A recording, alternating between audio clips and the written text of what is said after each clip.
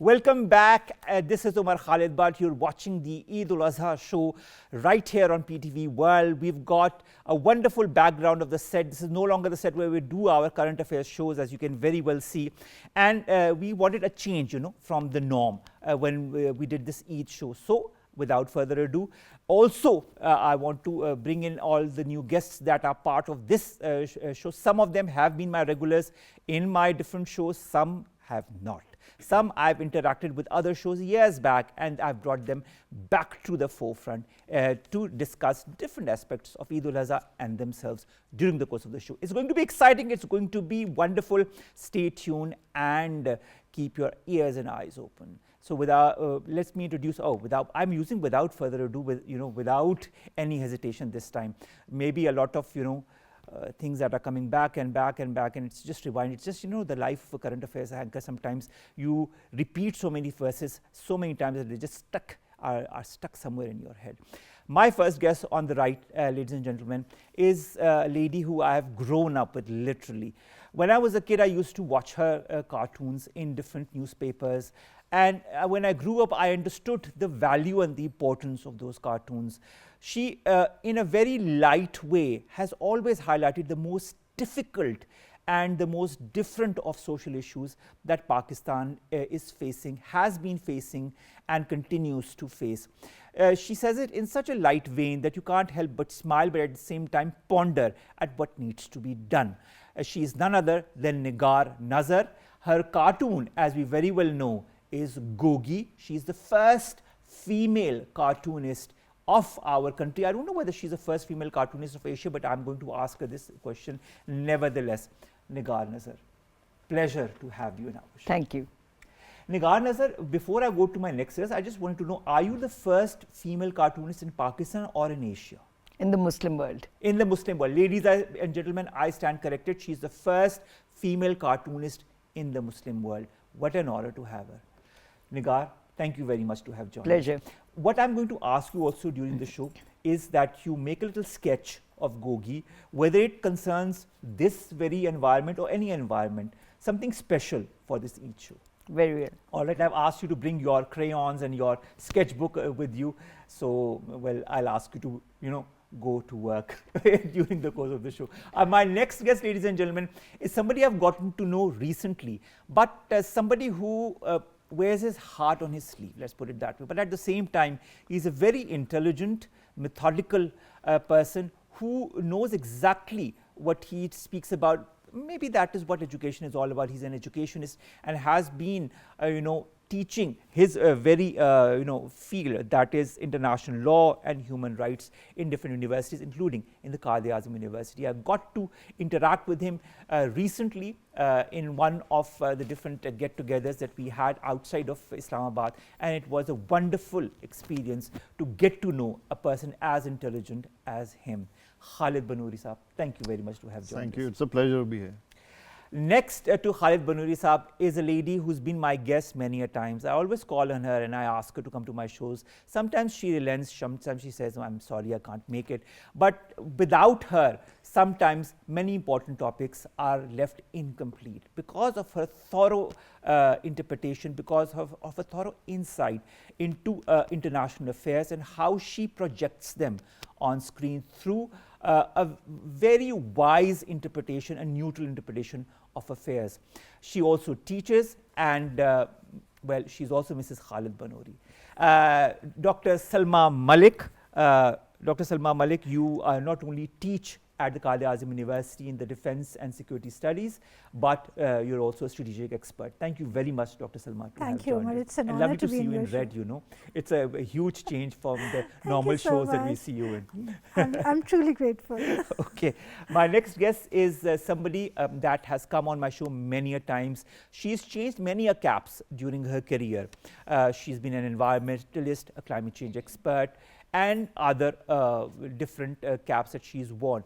Lately, recently, she is, what is she? Am I saying this right? Yes, she is the gender and climate expert. So she's back to climate. She's a gender and climate expert at the National Commission for the Status of Women, otherwise known as the NCSW.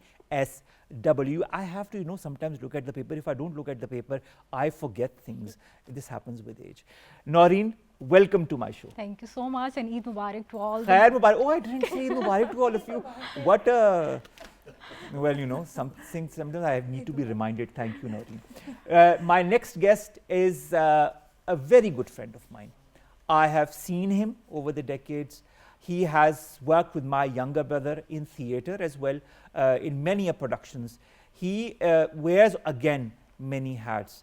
He's an artist, an actor, but at the same time, he is a wonderful animator. And now he's teaching animation. He's an associate professor of animation and design in different universities, and also director animation for a wonderful studio that we will be talking about very soon. He is also, surprise, surprise, the son of Nigar, Nazar, Numair Abbas. Thank you very much to have joined us. Thank you. It's an honor to be here. The honor is all mine. And finally, I managed to interview in detail this lady a couple of years back, and she somehow stuck in my head, got stuck in my head. And whenever I had something to talk about, whether it be on women, whether it be on social issues, her name always reverberated in my head. And I would say, I need to bring her to my show and talk about it. And she's never said no. That's wonderful, despite the fact that sometimes she has other responsibilities. She always makes it a point to come to my show and highlight how important not only gender studies but also women rights are. She is the head of an organization that is called Dark is Divine. I hope I got it right. Fatima, Fatima Lodhi, welcome to my show. And you look divine. Thank you for having me on your show, and Eid Mubarak to everyone. Khair Mubarak, and Eid Mubarak to all 6 of my guests who are here for this part of the show. Let's begin. I have 2 games with me, but before that I just have to make a small round about some chit-chat, casual chit-chat. We're not going to talk politics, believe me. Nigar, Gogi has been a very important part of your life. Gogi represents a woman from a middle class who always confronts many issues but is very headstrong. Does she represent somehow you as a young woman, or even you right now? Well, she is my mouthpiece. She's my brainchild. The difference between Gogi and myself is that all these years, not a wrinkle, not a kilo. I don't see a wrinkle on you either. Well, with age, we hide it. Okay. But yes, she does represent the women of Pakistan, the average women of Pakistan. The thing about her is she's educated and confident, and she wants to change the world, starting from her own country. So she wants to contribute in nation building. She needs a direction. She has to have an objective, and that's what she's all about. All right. For Eid, you've always come up with very interesting, cartoons and prospects, and something that we always reverberate with. It kind of, we always, say, oh, this has happened to us. You've made cartoons that talk about the domestic life during Eid holidays. You've talked about bakras and how they when they run away, and everybody has a certain mindset. Oh, I wanted to show my friends this. I wanted to sacrifice this animal. What is going to happen? How, it's very interesting. But there is a lot of subtext to all of your Gogi cartoons. Is that intentional as well? Oh yes, I just want to say it in a fun way. So even when I'm talking to kids or writing for kids or making these comic books, they are fun to read, but very subtle, in a very subtle way, I do bring in a message. So it could be environment, it could be do not litter, it could be care about your health and hygiene, it could be anything, and really tough subjects as well, such as child safety, such as pollution and oh God, you talk of pollution. Eiduladha involves a lot of pollution as well. Do you talk about it on your Gogi cartoons? Well, I do insert it here and there, but in a very indirect way, without a lecture, without a sermon. So that's my policy, and that's why my books are fun to read and kids want to read them. All right. Speaking of policy, Khalid Banuri Saab, is it a policy for you to sacrifice the animal on Eiduladha, or do you let somebody else handle it? I have to, say it on the record. I am very afraid to, take the how should I say, the knife and sacrifice the animal. So sometimes the butcher says, just touch the knife, and I'll do the needful. So I always touch the knife, and I let. When I was younger, my father used to always say, no, you have to sacrifice, stand in line, and he was very strict. So sometimes I did it, but with a lot of fear. Have you had such experiences growing up as a child, or have you always been fearless? Well, absolutely. I have done all these. I mean, now I don't. I usually follow the same path that you do, but several times I have actually done the Qurbani myself, because that's a ritual that we grew up with. And times have changed. This used to be more common earlier. Now it's it's more in a way sophisticated, but also aloof kind of an attitude that happens. But I think this is something that one should do. My only concern is that when they are very young children, unless you can actually explain it to them, you need to not let them get shocked on this. That's something which I am very protective of. But personally, I'm happy with that. All right. Yeah. How do you juggle your personal and professional life, Khalid Saab? I mean, especially in Eid days, because you've got such a glamorous wife, mashallah, and such an intelligent one as well. I'm sure there must be a lot of important discussions going on international affairs, law, human rights at home. Who wins any such discussion whenever that happens? Well, to answer your question, my short answer would be very, very carefully. How do I juggle my life? Very, very carefully. But the balance about this is, I think it's great to have a partner who has the same kind of sensibility. There have been several occasions in which I am preparing, or I am actually driving to give a talk, and I call her up and I say, what about this particular point? Am I current on this particular point? So it's always a good idea to kind of be able to connect on that.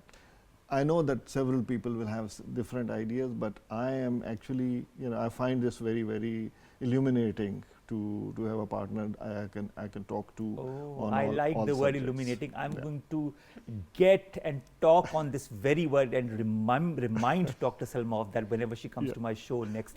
But before I go to Dr. Salma, I'd request Nigar, Nazar to kindly start making a little sketch on Gogi. Get to work. Yes, get to work, because of course things take time, and I'll take my time in the meantime to talk to my guests.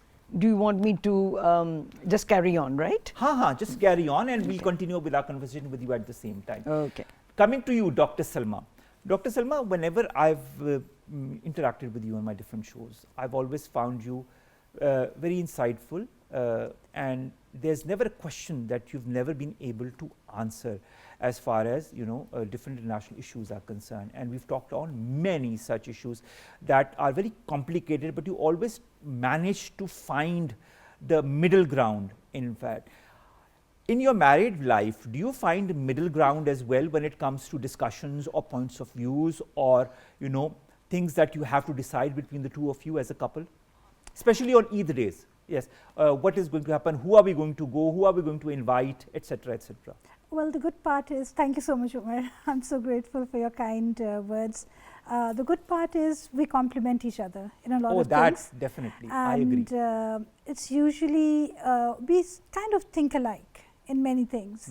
And another very strong supportive thing for both of us is that we have families who are extremely supportive. So there's zero expectation that you have to do this thing at 0 hour, so on and so forth. But we then actually want to go out, reach out to them, meet them, and that's what Eid is all about. Do you put your foot down on issues, on certain issues that confront you?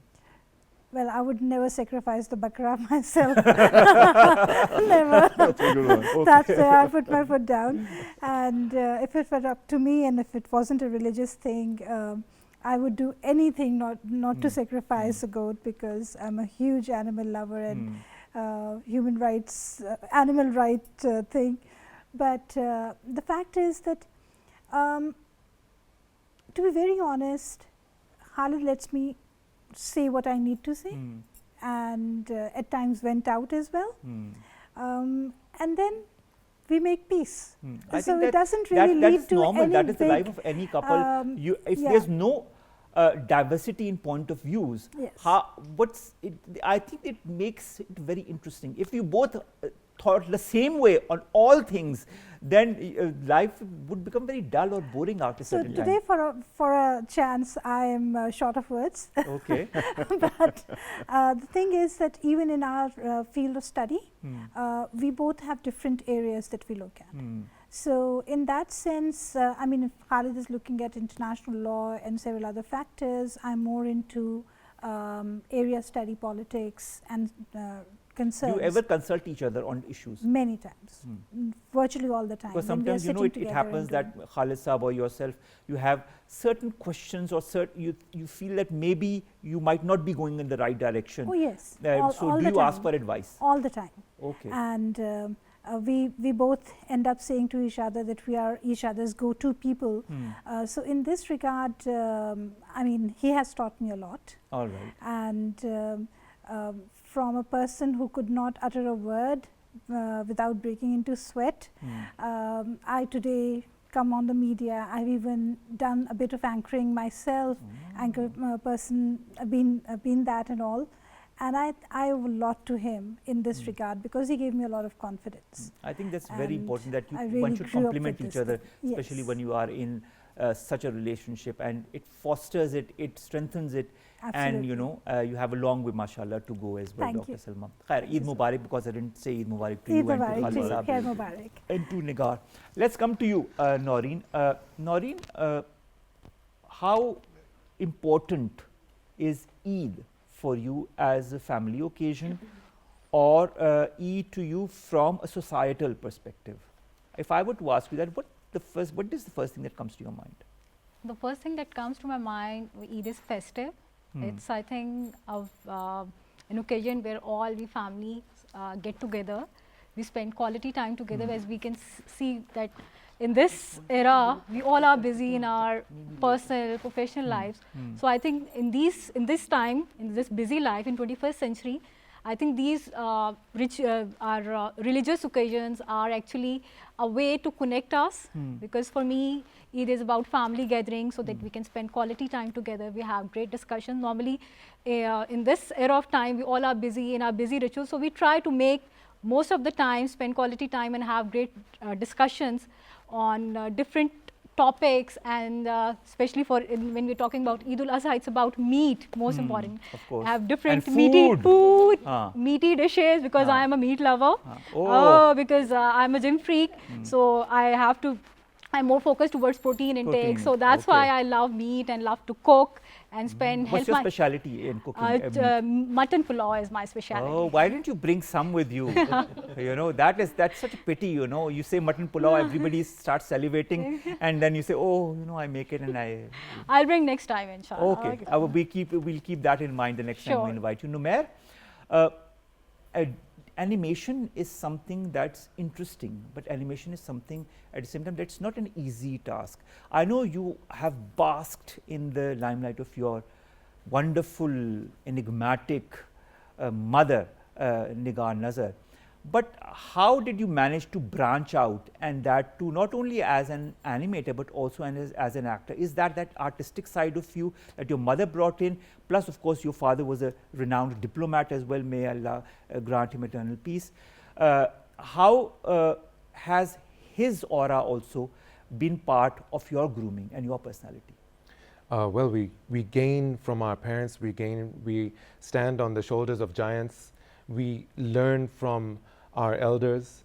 I think this is what at the core of our religion and our culture and everything really comes down to. So I did feel I was in the shadow of my mother, and it was difficult to come out from it. But it would be almost impossible for me to come out of Nigar Nazar's shadow. It's impossible for anyone. She's She's an enigmatic person. She's the one best. of a kind. She's the best, and more energetic and more power than anyone else. But what I realized was, instead of fighting that, I take it further. So Ammi makes cartoons and I animate them. I give them life, I make them move and speak, and for a new generation, because before we had drawn cartoons, now we have screens, we have video, we have, and then technology will keep on moving forward. I totally agree with you on that. But when did teaching come to your mind? I can understand the animation process that you wanted to take things forward, but what about teaching? When did you, really decide that I'm going to teach what I have learned? So I got a scholarship, I studied abroad, I came back and I was fired up ke, yahan animation hogi, I'll work with animators. And I realized that my professionals who I was working with had a lot of gaps in their education. And I was having to teach them. So I started teaching a few students in my studio, and those students started embarrassing the so-called professionals. Because the professionals were coming to me that you should hire them. And I was like, are you serious? They're still studying and they're embarrassed by you. So I realized that I need to create a resource pool. I need to create, because it's been ignored in Pakistan for a very long time. It might still be ignored. So creating this pool of people who have interest in it, and we have so many people who have interest. We have so many people who have talent. The only thing that's missing is that direction. You have to hone that talent in the right direction. I think that's very important. But when you teach the students, how much of them are really interested in the art? Oh, I have people coming from other departments in my universities, from marketing, from and they all sneak into my class. And I tell them, you have absolute, you have absolute liberty to come and sit in my class. And so they bring their friends, and my classes become like 3 times the size which it normally is. And I have to hold them back. I'm like, the people who are officially here get first right, and we'll look at their work first, and then the other students can, join in as well. All right. The fact that you're a very good actor as well, and have done theatre many a times, does that give you that confidence as an animator or as a professor? Do you know, I started acting so that I could animate. Because when you are making your characters act, you have to be an actor first too. So that's actually why I got into acting. And when I would interact with your brother, he was always certain that this is what I want to do. And I was always in awe of him. and so we had, like, but we both came and overlapped on the storytelling aspect. So yeah, acting is amazing. Acting is necessary. It boosts your function as a professor or as an animator as well. Wonderful, wonderful. And this Eid, are you? I know that I've also requested you before the show began to animate what your mom is going to make and what she's making right now, in fact, as a sketch. But apart from that, how much do you feel this complementary nature that you give to your mother's work is important to you, not only as a professional but also as a son? That's a very deep question. I'm going to have to think about that. I think we're always such, it kind of just happened. Being in a brown family, we're always pushed, even being the son who I am, I was pushed into aeronautical engineering. And this is a story of every, I think, not just Desi, but Asian. Now, just look at my story. I've studied medicine, then I changed fields and I did a master's in mass communication. And God has been kind, I was given a gold medal. But the fact is that we all changed directions. My brother also was becoming an engineer, and then he changed directions and entered journalism. And so things change a lot, and from journalism he becomes an actor. Anyways, let's come to our last guest, Fatima Lodhi. Fatima, what kind of opportunities, I'm sure there are a lot of opportunities that come your way, but you've always stuck with your organization, that is Dark is Divine. Have you also changed directions of fields during the course of your professional life? Was something like Dark is Divine always on your mind, or do you have other avenues that you are also looking into? Thank you. First of all, I would like to mention over here that when I launched Dark is Divine back in 2013, since most of them, they don't know about it. So I was a student myself, and I had no direction. And because I was the very first Pakistani to start this, there was no such platform in Pakistan. So when I launched it, I had support of my parents. My family supported me, and then I officially launched it on social media because that was the cheapest way to start something as a student. So yes, I have changed my profession many times. You know, I was working with the persons with disabilities. I've worked for them for good 10 years. And but with that also I'm working on these lines, you know, Dark is Divine. The campaign was still there. I was working for the dark-skinned girls out there, and with that also I have, you know, I also teach. I'm an educationist. I'm an early childhood educator. So it's right there. Yes. How do you complement both the things in such a way that when you teach the young kids, you also teach them to become strong women? Actually, you know, the reason I started teaching was because I strongly believe in the fact that we need to celebrate diversity which is around. So from the very start, we have to teach the kids that, you know, it's okay to be different. You know, just like the 5 fingers, we're not the same, we're not equal. Like, we look different. If you enter this room and everything is white, you won't find any beauty in it. So there has to be different colors, shapes, sizes to, you know, so that's how I started teaching. And I thought that you know, starting from the kindergarten level, it's when I need to tell the kids out there that, you know, we have to celebrate the diversity which is around, and we have to respect each other and respect the differences that we have. I think this is what I've always heard, even from psychologists, that the first 4 or 5 years of a child are the most formative years. If you train them well in those time periods, they will grow up to be responsible adults, women and men, understanding their rights. But if you don't do that, then they grow up with different complexes or different issues, and the fact that they don't understand how things need to be done in a certain manner, so they always deviate from the norm, or they always, you know, go towards avenues that they shouldn't go to. So I think a proper training from the very onset is extremely important. So the responsibility comes on the parents and on teachers as well, who I consider as second parents as well, because a lot of time of those kids is spent in the schools. Eid, what does Eid represent to you, especially this Eid-ul-Adha, where you eat a lot of meat? What is the first thing that comes to your mind? I believe in sacrificing ego every year. You know, it's not about the animal, it's the ego. But that is also what our religion tells us. Yes, because you know, I'm a little scared of these bakras and all the you know, cows. So you share the thing with Dr. Salma. Yes, exactly. So I'm, you know, I'm not into these things. I can cook, but yes, when it comes to sacrifice, I stay away from that thing. Wonderful. So, ladies and gentlemen, our introduction of the whole cast and crew is done for this part of the show. But I would like to now proceed with certain games. Khalid Banuri sir was a bit apprehensive on which kind of games I'm going to play.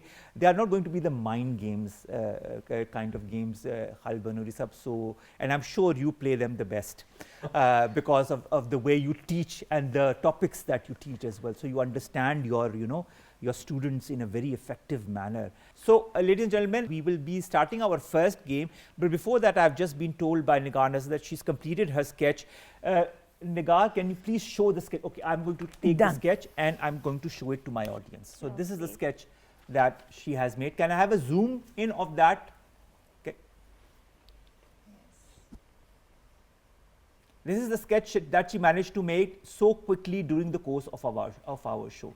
And this is a lead character, that is Gogi. Nigar, are you not going to write anything with it, any commentary, or you are going to let it be as it?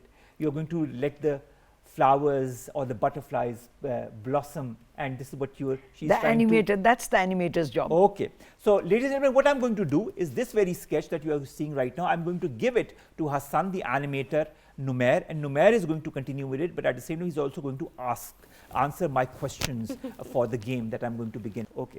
So now he's going to start his work as animator, and I'm going to start my work as a game show host. Not temporary game show host. Okay. My first game is yes or no. So I'm going to ask a question, and you all have now a yes and a no placard that you can display. You don't have to say anything, just a yes or no. And I'm sure Dr. Salma would love it because she doesn't have to say anything. I'll begin with you, Nigar. Have you ever opened the fridge door just to check if the light turns on? No.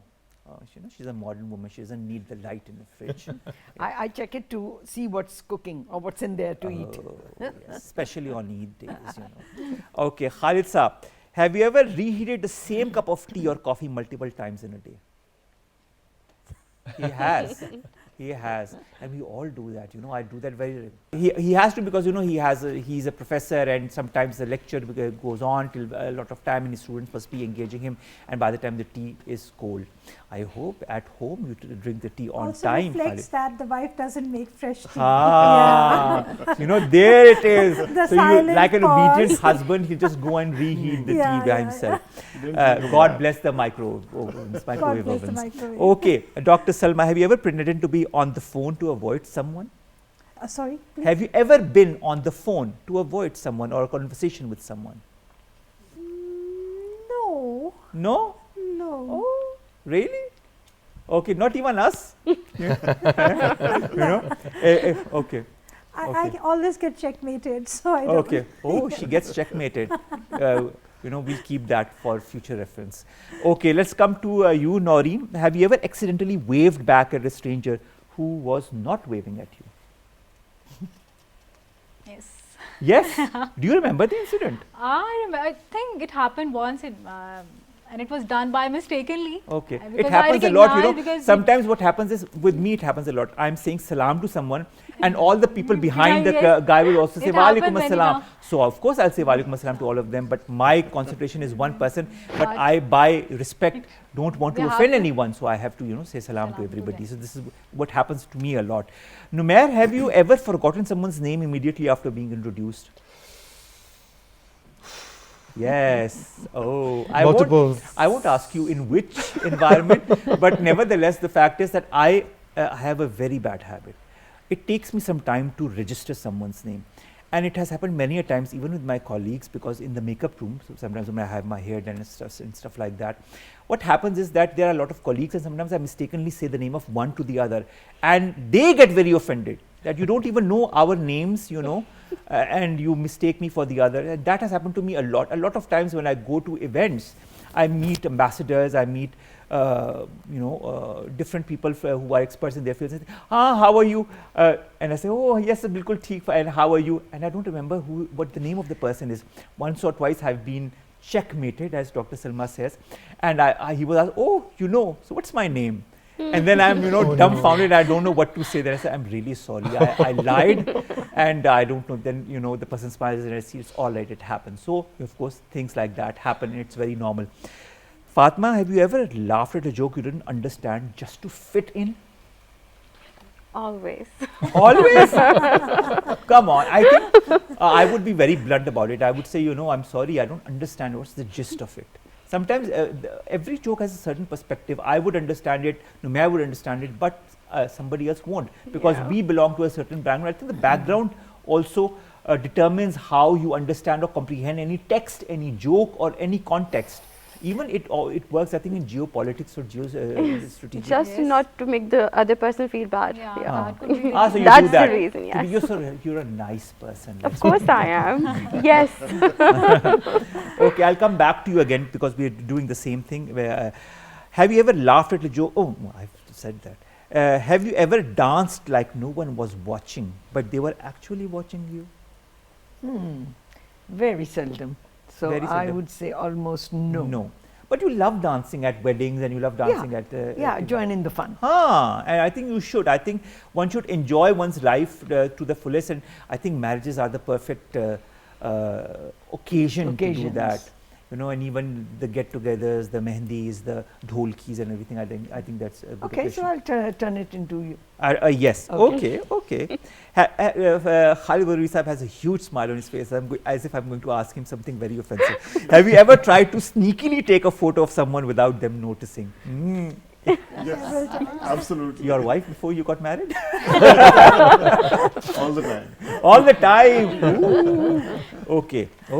I think that's also sometimes that's part of our nature as well. We sometimes like to take pictures, and it's not offensive in any manner, but it's just sometimes you like the background, you like the person. It's not that you are trying to hint at something, but you want to take a picture, and at the same time sometimes you don't know the person, so you don't want to go to the person and say, can I take a picture? And sometimes you are in a huge background, outdoors or in another country, and you like the background, and sometimes you do that. So I understand your perspective. Have you ever walked into a room, Dr. Salma, and completely forgotten why you went there? Yes. It happens to me a lot, especially when I go to the kitchen. I say, what did I go to take? I have completely forgotten whether it was for water, or it was for food or anything. So you put the cell phone in the fridge. Actually, let the cell phone in the fridge. An apple in the microwave kind of thing. Oh yeah, okay. All the time. Okay. And when it comes to, I totally second Numair's point. It's so difficult having these students and not recalling their names. And then you're like, dear, bache, and they're like, oh, such an But I think it's important. teacher. Eventually, we do remember their names. Yeah. But in the beginning, But it's I very think scary. it takes a beginning lot of it's that. like It's a cognitive ability that, you know, jumps in after some time. Yeah. Once you have heard their names or talked to them multiple times, then you know the name gets Absolutely. registered. And those who are very interactive, then they're easier to. You know, kind of like relate to. can I let you in a secret? Even Nigar Nazar, I always knew her as Gogi, you know. For me, she was always Gogi. She was never Nigar Nazar. It was only when I interviewed her for one of my shows a couple of years back that I, you know, had to say the word Nigar Nazar.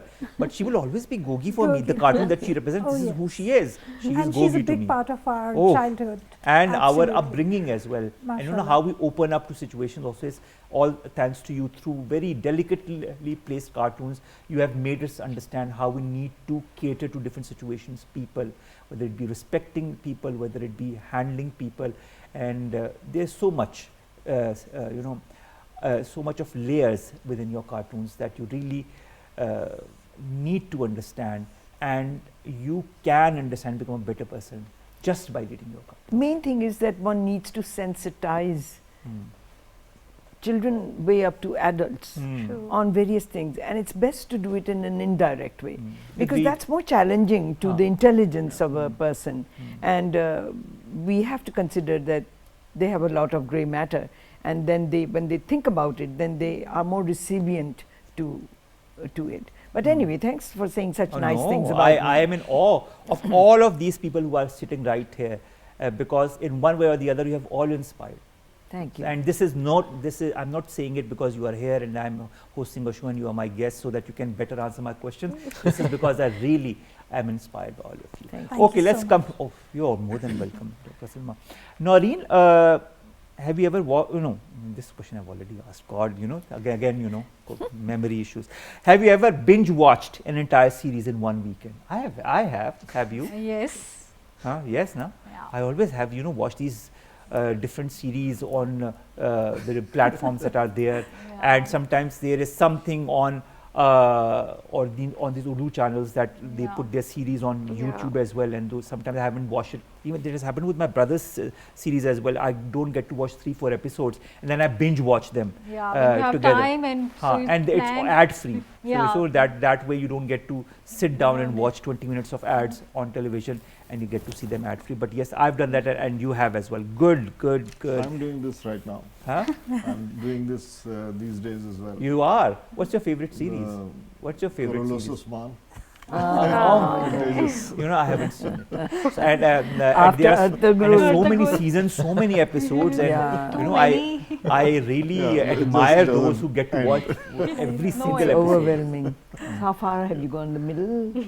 It's season 2, but I started a few days ago. So. Okay, so he's going to binge watch it during the holidays as well. Numair, have you ever sent a message to the wrong person and immediately regretted it? This is so you. Anyways, What? Throw me under the bus. I don't need to ask. This is you. but it happens. It's very normal, you know. It has happened to me that I have sent my bosses sometimes a very wrong message that I was sending to a friend, and sometimes it's a semi-intimate message because you can joke with your friends, and then you say, "Oh my God, this is the wrong Usman, this is the wrong Ali," and I've sent it to somebody and then I have to, you know, remove it. And the fact is, on social media platforms, even if you remove it, it's written you have deleted this message. Right. Yeah. Though the question remains on the other person, what did he send that he deleted? But And you've thanks always to got people asking you, what did you say? What did you do? And you always have to make excuses. No, you know, this happened or X, Y, Z. But you know, it's never happened to me. As much as you're throwing me under the bus Really? about this, no, it's never happened. I hear about it so much, but not in a big, massive way that I would be like, oh no, what did I do? Okay. The next question I'm not going to ask you, but I'm going to change the question.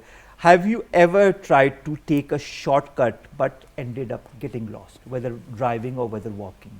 No. Never. You're always very sure of where you're going and how you need to take the route. I think that's very good. That you need to be very sure whether you take the route, whether you teach, whether whatever decisions you make. Yeah. That is how this happens. But I think that's interesting and that's very important.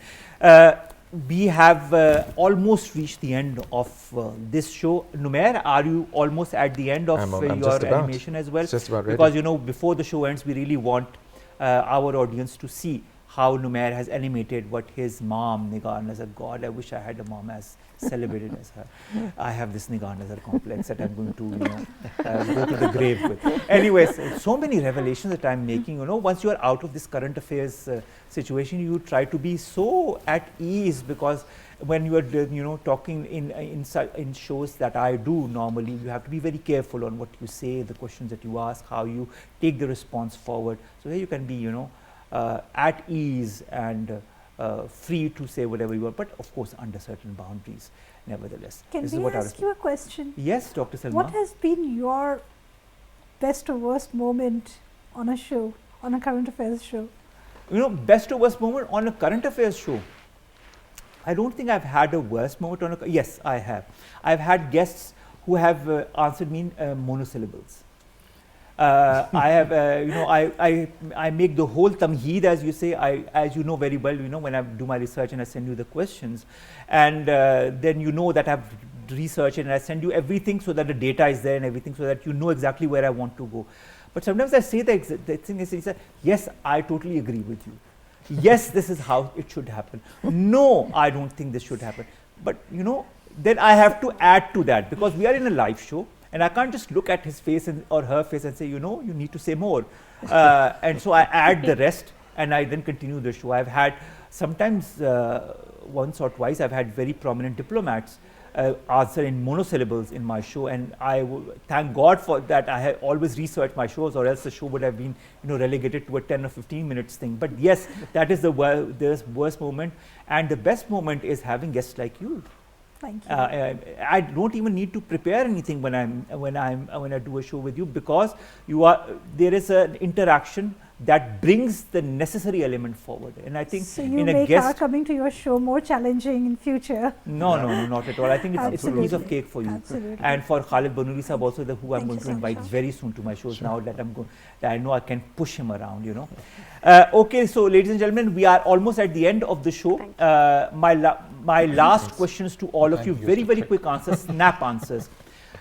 When I say eiduladha, what is the first thing that comes to your mind? Meat, a bakra. Okay. Okay, it's a goat. Okay. That's what comes to my mind, although I stay away from it. Okay. Yeah. Okay. Khalid Banuri sir. Strangely, I think of how to create balance in life. That's what I think of. Oh. Dr. Salma. Bakra. Bakra, huh? That is on everybody's mind.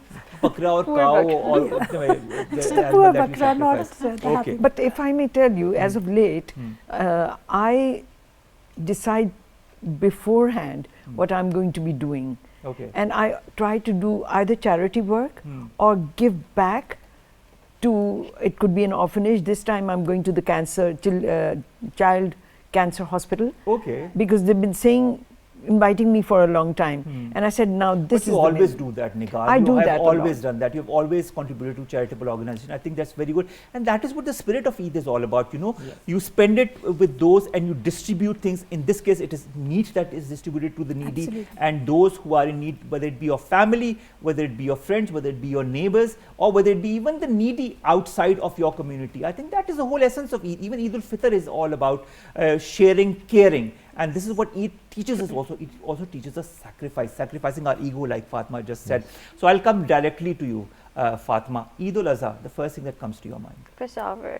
Peshawar, of course, that is a place that you go to. Numair? Family, and just being together, spending whatever, going early in the morning for prayer, coming back to the family, then going to more family, extended family. Both of the Eids are, it's both of them are family for me. And you've got such a wonderful family. Thank I mean, I can't. this is not a show to tell you about Numair and Gogi's family. Nigar Nazar doesn't come to my mind. Anyways, Noreen, Eid-ul-Adha, what's the first thing that comes to your mind? Sharing, caring, and like happiness with family and with your surroundings and the wonderful. Every community. Wonderful. Okay, so ladies and gentlemen, this brings us to the end of this show, but we have to see the animation that Numair has made.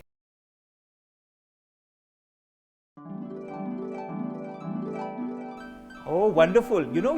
She just made one picture. Well. That is what the thing is. And he made a whole little couple of seconds film out of it. And that is what animation is all about. It brings life to an image, although an image is a life in itself as well. But when you bring that animation part of it into it, it gives it a whole new perspective. That is what Eid is about as well. It gives a whole new perspective to to elements such as sacrifice, such as family, such as love, such as sharing, such as caring, such as being there for those who you know and those who you do not know. It is all about togetherness, it is all about understanding, and it's all about society, and that is what our religion teaches us, and that is what Eid-ul-Adha is also all about. Ladies and gentlemen, with that we come to an end of this show. I'd like to thank my guests individually, Nigar Nazar, aka Gogi. Thank you very much. Khalid Banuri Saab, you're coming to my show very soon. Thank you very much to have joined us. Dr. Salma, pleasure as always, and this time you were so mashallah glamorous that you gave a whole new aspect to what Eid is all about.